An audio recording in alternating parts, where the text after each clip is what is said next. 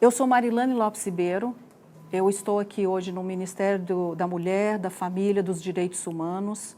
Eu tenho uma estatura alta, meu cabelo é loiro, eu estou com uma blusa de manga comprida, de punho, azul turquesa, com uma cor bem forte, sentada numa mesa de reunião de madeira, de uma madeira marrom, no meio preto, ao lado da ministra de Estado, Damares Alves, e passo a palavra para ela também fazer a sua descrição. Oi, gente, eu sou Damares, eu sou morena, tenho o cabelo na altura dos ombros, estou numa mesa de madeira sentada, atrás de mim tem uma cortina, uma cortina escura. Estou no ambiente que é o meu gabinete. Eu uso óculos, meu óculos é dourado transparente. Estou com vestido preto com detalhes dourados. O que a gente fez? A gente se apresentou para as pessoas de baixa visão e as pessoas cegas. Nós precisamos falar com todos. Muitas pessoas assistem às entrevistas e ficam tentando imaginar, especialmente as pessoas de baixa visão, como nós somos. Então, isso aqui é um recado de inclusão. Pequenos detalhes, a gente faz uma nação inclusiva. Com certeza. Ministra, no último dia 10 de dezembro, nós comemoramos o Dia Internacional dos Direitos Humanos. E a gente gostaria de saber do governo brasileiro quais são as ações que envolvem a questão dos direitos humanos nesses últimos 2 anos, nesses últimos 3 anos. O atual governo ele decidiu pela universalização dos direitos. Por muito tempo no Brasil, direitos humanos ele foi visto sob uma ótica do relativismo cultural e também havia muita segmentação. É como se direitos humanos fosse para alguns, não fosse direitos humanos para todos. Então o governo resolve fazer a universalização de direitos, falar com todos, garantir direitos para todos. E qual tem sido o meu papel? Conversar com o Brasil, conversar com a sociedade brasileira sobre direitos humanos. As pessoas não sabiam nem quais eram os direitos humanos. Então, a gente trouxe a Declaração Universal para ler com o povo. Por exemplo, falar que direito à água é direitos humanos, direito a saneamento básico é direitos humanos. E fazer essa universalização, que os direitos são para todos. Numa nação continental como a nossa, tão grande, com tanta diversidade cultural, uma nação com tantos povos e cada um com a sua especificidade cultural. Falar de universalização de direitos tem sido um desafio, mas tem sido um desafio prazeroso e o Brasil está entendendo o que nós estamos fazendo, a garantia de direitos para todos. Ministra, qual é a problemática no Brasil que mais está necessitando de atenção? As nossas crianças, elas precisavam que a gente parasse tudo o que a gente estava fazendo e a gente estabelecesse no Brasil um grande pacto pela infância. Quando nós assumimos, o que estava acontecendo? Nós tínhamos um relatório do Unicef que dizia que no Brasil eram assassinadas por dia 32 crianças e adolescentes. Eu vou repetir o número porque realmente é de aterrorizar. 32 crianças e adolescentes eram assassinados por dia no Brasil. Então, o que estava posto não estava dando certo. A gente precisava fazer uma revolução na política de proteção da infância, na política da proteção dos adolescentes. E nós fizemos isso, nós priorizamos. Porque a nossa Constituição, a Constituição Federal diz que criança e adolescente é prioridade absoluta. O legislador, ele não colocou só que é uma prioridade. Ele traz a palavra absoluta, prioridade absoluta. O DataSUS, que é o órgão que concentra todos os atestados de óbitos do Brasil, lá tem um relatório que fala que em 2 anos, o número de crianças assassinadas, o número de crianças mortas por agressão caiu 41%. Então, nós decidimos priorizar a infância, a proteção integral da criança. E fizemos enfrentamento a crimes como a violência física, a violência psicológica e a violência sexual. E quando a gente chegou na violência sexual, nós tivemos que enfrentar o abuso sexual e a exploração sexual, que são coisas bem diferentes, mas que são violência sexual. E nós trabalhamos muito nessa linha e estamos entregando, fazendo grandes entregas. Agora, nós estamos construindo o Plano Nacional de Enfrentamento à Violência. O que é esse plano? Tudo que nós fizemos até agora, nós vamos fazer agora em forma de um plano para se ter continuidade, envolvendo 8 ministérios diretamente no Plano Nacional de Enfrentamento à Violência contra a Criança. Por meio de decreto presidencial, nós criamos um grupo de trabalho que envolve diversos atores, diversos ministérios. E esse grupo de trabalho está há 1 ano construindo o Plano Nacional de Enfrentamento à Violência contra a Criança e Adolescente. O que a gente quer? Continuidade. No dia que deixarmos de ser governo, tudo que foi feito para proteger criança tenha continuidade. A outra questão é até uma questão de casuística, porque tem ocorrências demais, tanto aqui no Brasil como no exterior, é a questão da violência contra a mulher. O que tem de ação e que já teve durante esses anos no atual governo? A gente também encontra um cenário caótico quando a gente assume com relação à violência contra a mulher. Qual era o cenário? Nós temos a 3ª melhor lei de proteção da mulher, e é a Lei Maria da Penha, e somos o 5º que mais mata mulheres. Essa equação não fecha, tem alguma coisa errada. É contraditório, completamente contraditório. Então, nós também decidimos entender o que estava acontecendo. Nós temos no Brasil uma rede de proteção da mulher. Nós temos a Delegacia da Mulher, a Promotoria, a Defensoria, a Vara, Patrulha Maria da Penha. Nós temos uma rede de proteção da mulher. E por que a violência contra a mulher só crescia? Então, a gente teve que encontrar aonde estava a necessidade de fortalecimento na rede. E o que aconteceu? O presidente Bolsonaro observou que algumas leis precisavam ser adequadas, melhoradas, aperfeiçoadas. Em 2 anos e meio, já foram 29 leis sancionadas de proteção da mulher. A gente está adequando a Lei Maria da Penha. Porque nós temos hoje crimes que em 2006, quando a lei foi instituída, eles não existiam. Por exemplo, os crimes virtuais. Divulgar imagem íntima de uma mulher. Este é um crime que em 2006, quando foi feita a discussão da Lei Maria da Penha, não era um crime recorrente.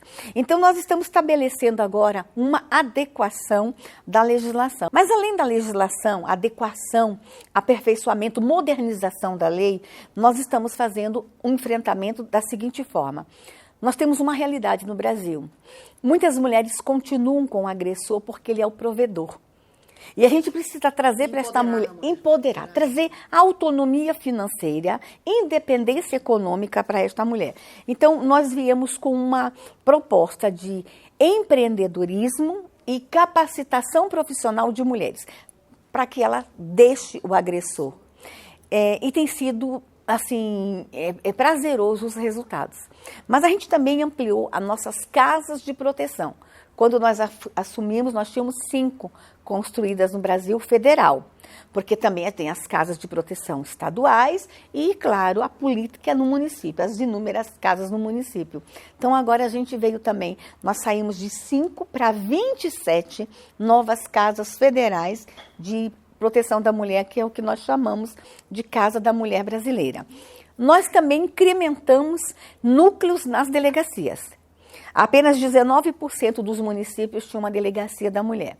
Nós não vamos conseguir construir delegacias nos 5.600 municípios. Mas todo município tem uma delegacia. Então, como é que a gente pode aproveitar a estrutura que já temos e a gente trabalhar essa estrutura para proteger mulheres? Então, nós estamos trabalhando a construção e a edificação e a implementação de núcleo de proteção de mulheres em todas as delegacias do Brasil. E isso está crescendo. Então, nós estamos pegando o efetivo que já tem na delegacia, treinando para um atendimento especializado e fazendo algumas adequações. Por exemplo, eu não tenho dinheiro para construir uma delegacia, mas eu posso fazer uma parede, uma porta, dentro do que já existe.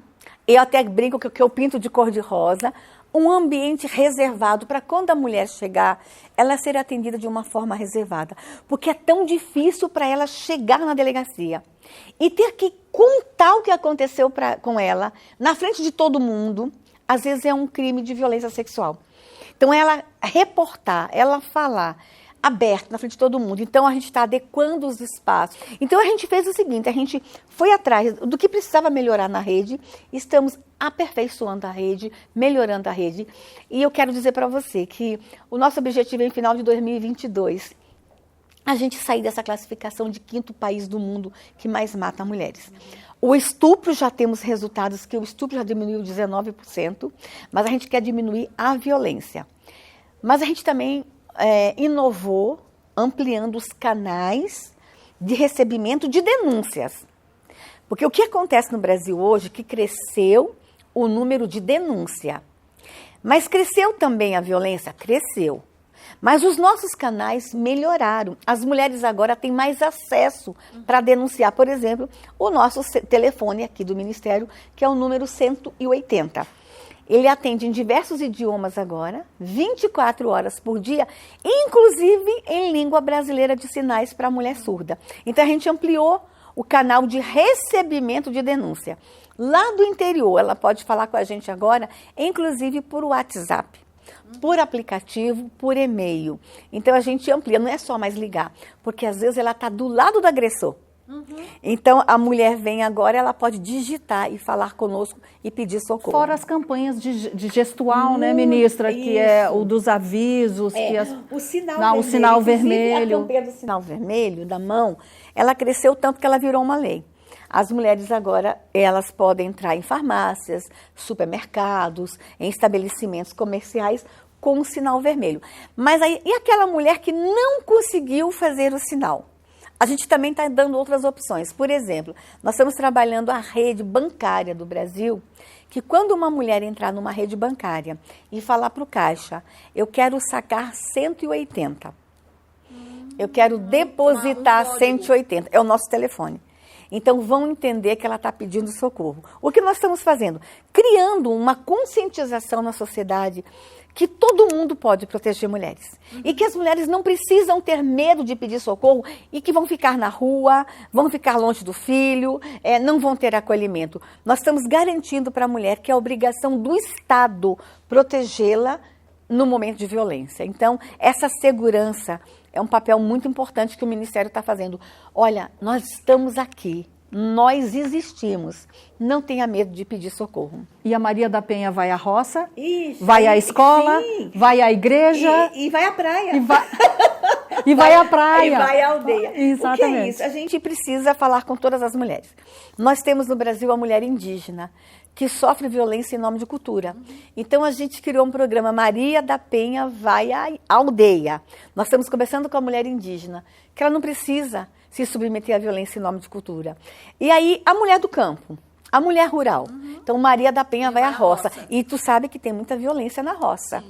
E a mulher da roça está longe de um telefone, está longe do centro urbano, nós estamos indo à roça. E aí, na praia? Peraí, agora vai começar de novo as temporadas de praia. O verão está voltando, o turismo está voltando. Nós vamos pôr o maiô em Maria da Penha e a gente vai à praia. Nós vamos à igreja. E eu entendo que a igreja é uma agência transformadora. E a gente também agora tem uma novidade. Maria da Penha vai à obra. E de que forma? A gente começou com o ministro Tarcísio, que é o nosso ministro que está fazendo obras no Brasil inteiro. Então, nos canteiros de obra, nós estamos sentando com os homens para falar de violência contra a mulher. E agora a gente está convidando as construtoras. A construtora que fizer parceria com o nosso ministério recebe um selo de construtora amiga da mulher. E a gente vai no canteiro de obra, pede para todo mundo descer da obra, senta no chão para conversar com os homens sobre violência contra a mulher. Todo mundo falando sobre violência contra a mulher e enfrentamento à violência contra a mulher. Perfeito. Próximo bloco, direitos humanos em ação.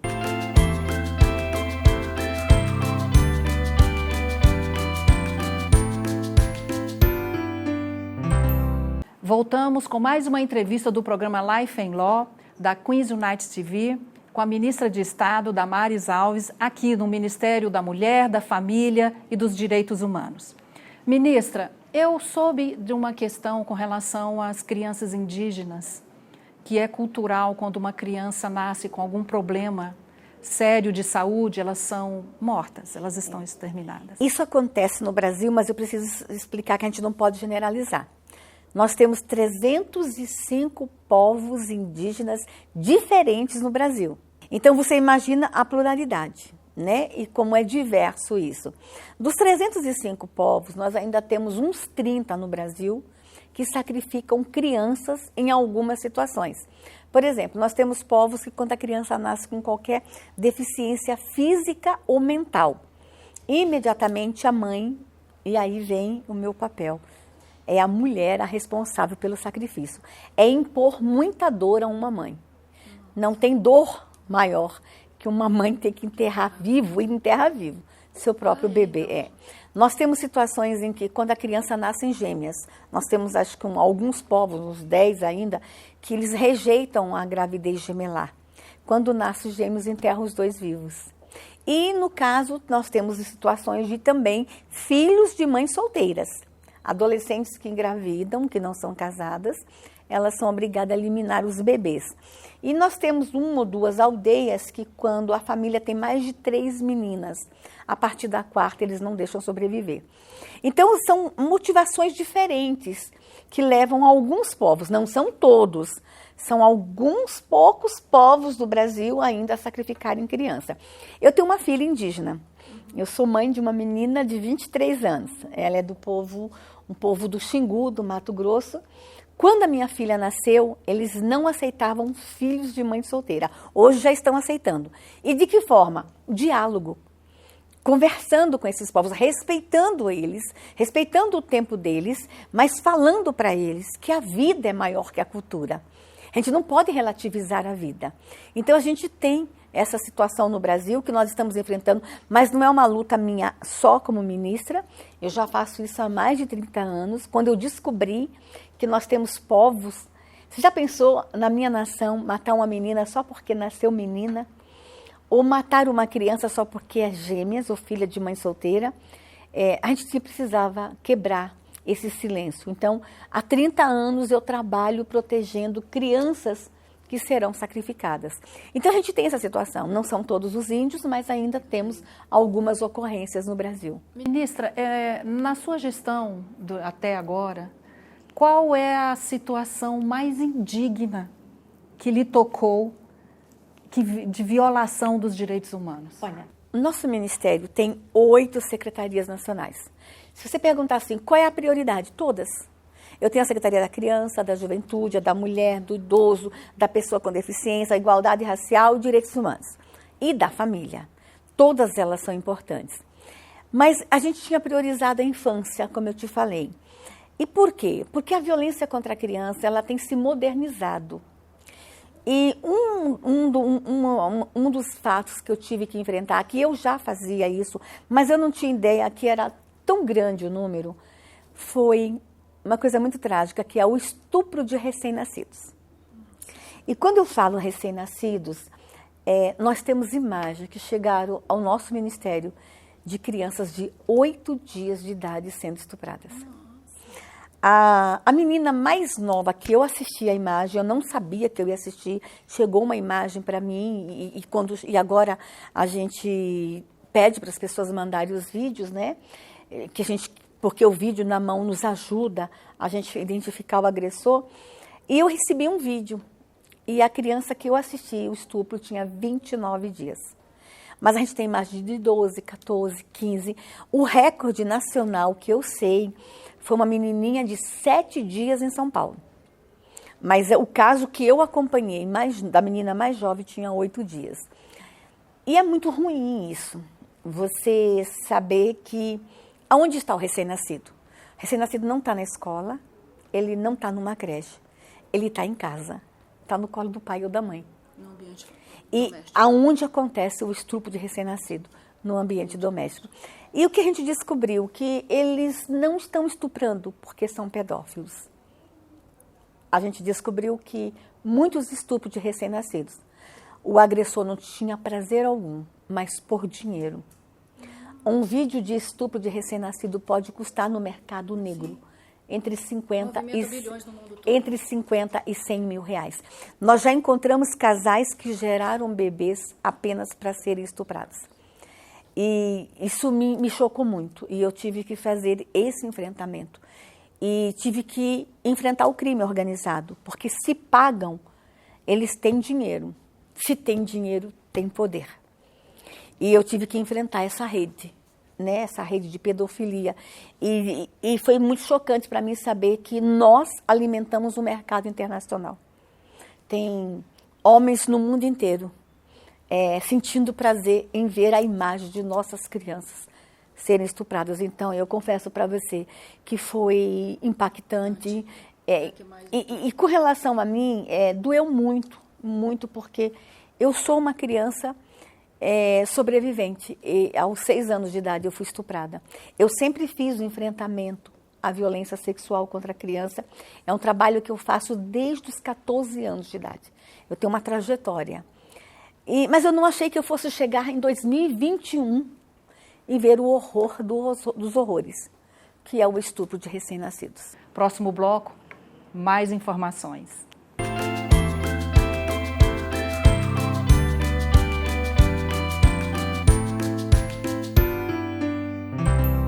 Voltamos com a nossa entrevista do programa Life and Law, da Queens United TV, com a ministra de Estado do governo brasileiro, Damares Alves.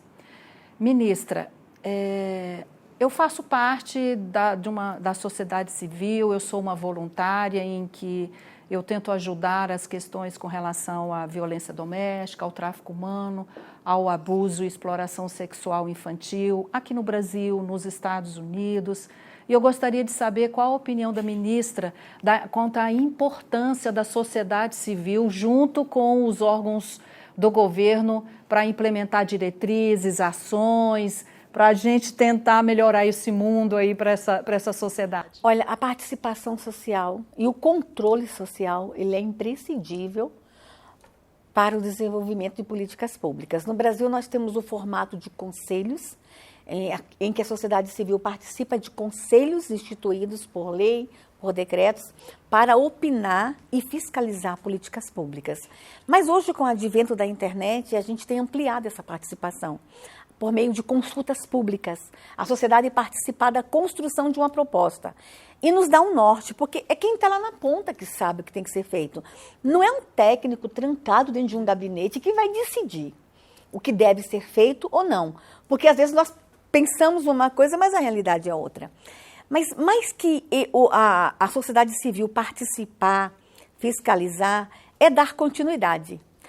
Quando muda um governo, é comum que o outro governo que venha pegue esse projeto que está sendo desenvolvido e coloque na gaveta. Eu quero o meu projeto, eu não quero o projeto do governo que perdeu.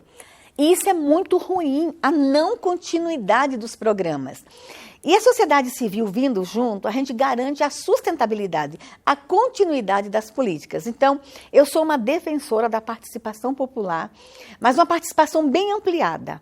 Não só ser os mesmos grupos que estão nos orientando, mas ouvir a sociedade em todas as áreas. Ministra, muito obrigada por ter aceito o convite para o nosso programa Life and Law, Vida e Direito, da Queens United TV. Muito obrigada mesmo. Só lamento que eu traga tantos assuntos tristes, sensíveis, delicados, mas eu não posso mais esconder isso, nem do Brasil, nem do mundo. Mas eu quero deixar uma palavra de esperança. A gente vai virar essa página no Brasil. Porque no momento que eu reconheço como Estado que os problemas existem, eu também tenho a obrigação de encontrar a solução. Então, admitir que tudo isso acontece ainda no Brasil é também me comprometer como Estado da gente encontrar as respostas. Obrigada por essa oportunidade. Fica torcendo por nós. Com certeza. Tá? Nós temos um grupo enorme de pessoas do bem, motivadas em mudar tudo isso. E nós estamos aqui e eu tenho a graça de Deus de ter uma equipe extraordinária e cada vez mais chegando gente como você, como os voluntários, para nos ajudar a mudar o Brasil. Muito obrigada. Muito obrigada.